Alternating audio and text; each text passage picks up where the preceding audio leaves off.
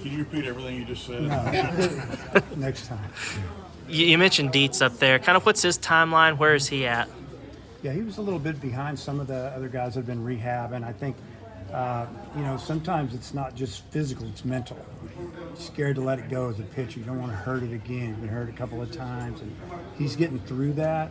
I think he made some strides last week, and he's had a few conversations with Coach Hobbs about it, and, you know, we'll see how it goes. He won't be ready, I don't think, opening weekend, but we're hoping sometime shortly after that we get him out there for an inning or two. I mean, if we can get him back in the mid-90s with what he had, I mean, he could be, somebody could really help us.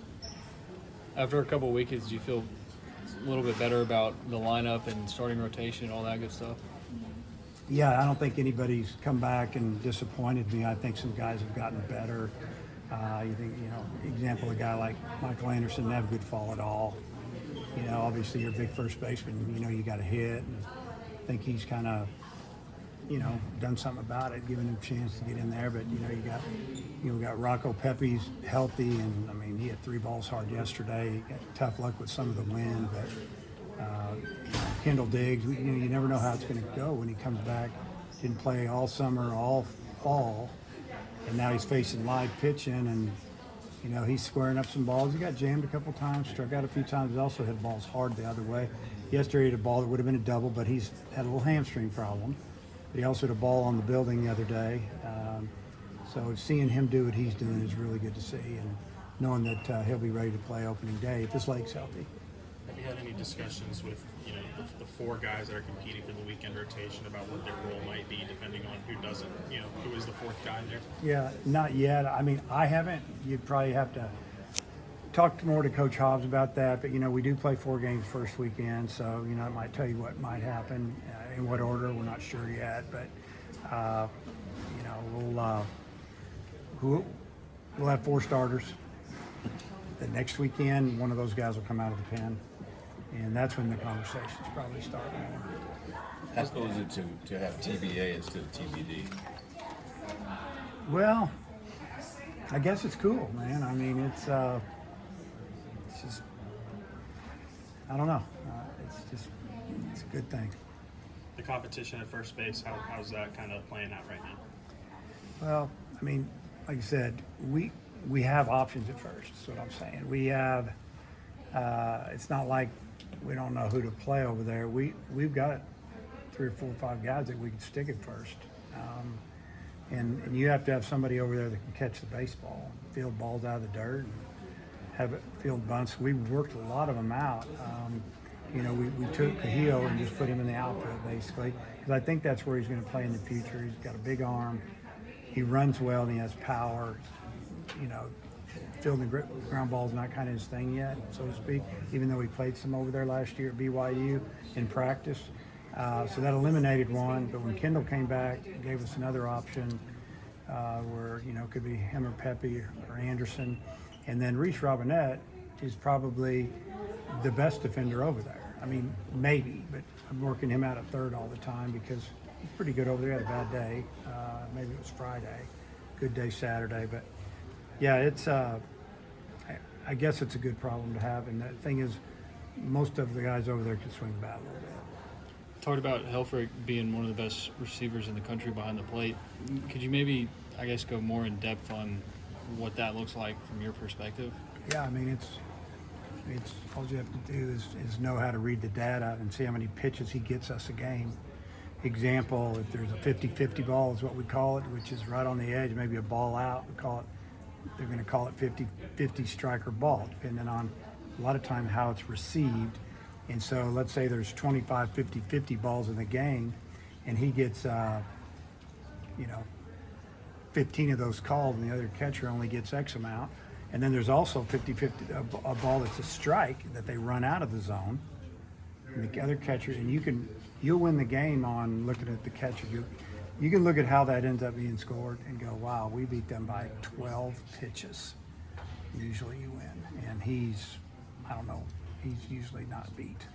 Is Pepe's energy something that's maybe been missing from the past 2 teams? Yeah, I mean, that's a good observation.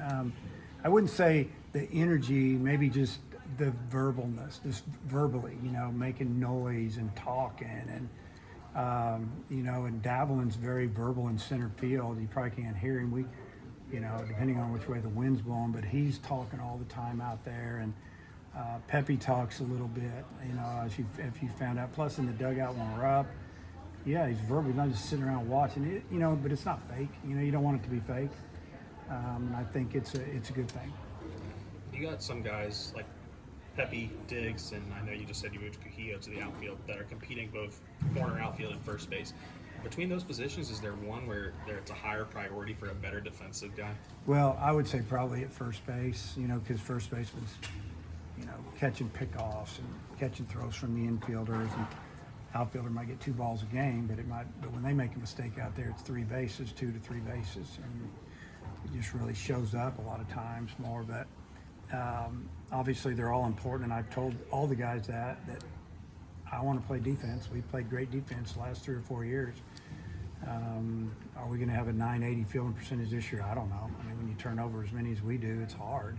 But we just need to make the plays we're supposed to make. And it's first base. If I had to just answer your question, black or white, yes or no, I'd say first base.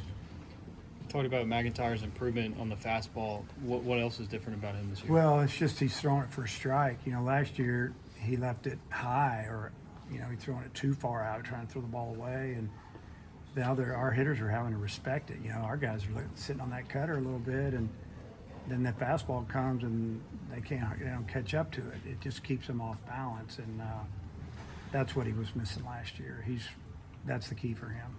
You mentioned Gibbler's rough outing the other day. Is there any concern there, or is it just a matter of it's a freshman and it happens? Yeah, I think he just kind of snowballed on him a little bit. And, coaching him, we're working on some mechanics yesterday after the game and inside. So we'll see how it goes this weekend. If it happens 2 or 3 times in a row, then it becomes more of a concern. With Justin Thomas Jr., you talked about his base running and fielding, but streaky as a hitter. How does he improve on that?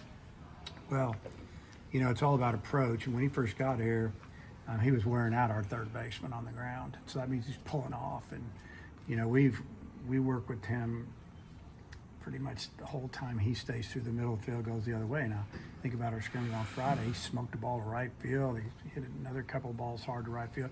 He's going to strike out a little bit. It's about staying on the ball. And what happens is these kids, they're trying to hit home runs when you get them at all levels, and he's very strong. I mean, he hit balls and they go out of the park, but, we need him on base, and we've been working, he's a good bunter. He can bunt for a hit, and he does pull the ball a little bit, but he stays through the middle. Well, now he shows a threat to bunt. Third baseman's playing even with the bag. He's going to bounce some cheap ones by him and steal a base and help us win. You look at the way Souza did it yesterday. He stole second, he stole third, and scored on sac fly for the second out. And you got to do that every now and then. We have a couple, 3 guys that can do that.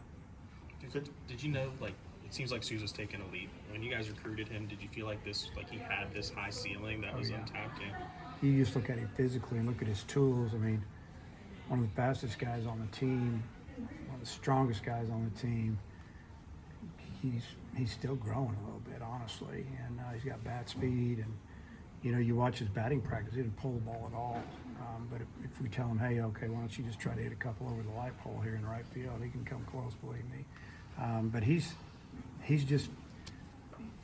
a little raw when he got here, honestly, and he's made big strides. He's defensively a lot better, confident, turned the double play pretty good. He can play short and third too, as well. Does that make you guys motivate you guys to maybe try Koshel out at different positions as well? Yeah, we talked about him playing first base over the holidays, but he's just got to hit. He's got to make his play him, and when he gets in there, whether it's a DH to start or wherever we put him, it's all about the bat. You got to get in the lineup, and he did not have a good fall, but it's getting better. Fisher last year, Felder this year. Just kind of what allows maybe these young pitchers to consistently move up the pecking order? It seems like there's one every year. So what was the beginning of that? The Fisher last year, Felder this year. Yeah, Fisher coming off the injury slowed him down, and he's, we didn't know if we'd have him until mid-season, and he's pretty much ready to go almost. So What allows you to move up the pecking order is that you just become a better locator of pitches and confidence. You've been there and done that. You don't get shook up, and you get hitters out. You get hitters out, you pitch. So I tell our pitchers all the time, it's not rocket science, man. You know, position player, they got to play defense, they got to hit, they got to know sign, they got to run the bases. Sometimes it takes a little time to figure out if they need to be out there. If you get out on the mound and you're pitching, you get out hitters, and you have a clue holding runners, you're pitching. And, you know, so he's got all that. And, you know, the young pitchers, they get better. You know, Wood is a lot better. His arm's better, his mentality. We've calmed him down a little bit. He's still intense, but he doesn't blow it all out in one inning because that's what he used to do.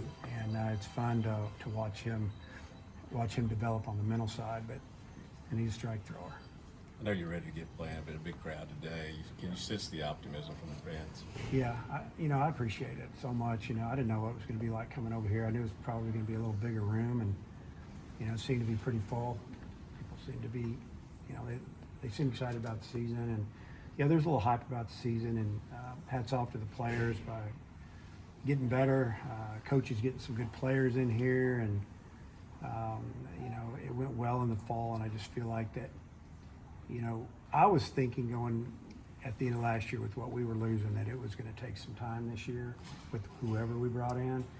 It's because of so many, but the personalities that we brought in, and we try to figure them out during the recruiting process and ask all the right questions and not, you know, sugarcoat it for them, see how they act. And I think we got some of the right guys mentally. We'll see how it turns out.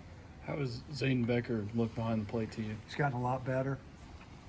You know, Zane had some arm problem in high school, and like I said, we committed him maybe his sophomore year, and he started as a freshman there as a hitter, and then as a catcher, and then he tweaked that arm, and throwing had kind of gone backwards a little bit, but his catching the last 2 weekends has been a lot better than in the fall. Now he's had development off.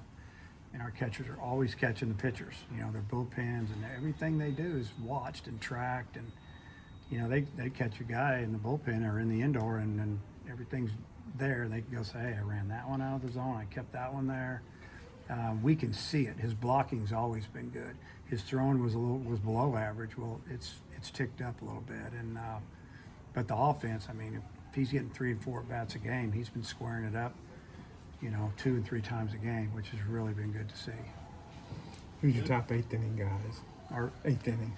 8th inning guy, I mean, yeah, that's a tough one because there are a few. I mean, we're going to mix and match it, and then, I mean, who's not starting?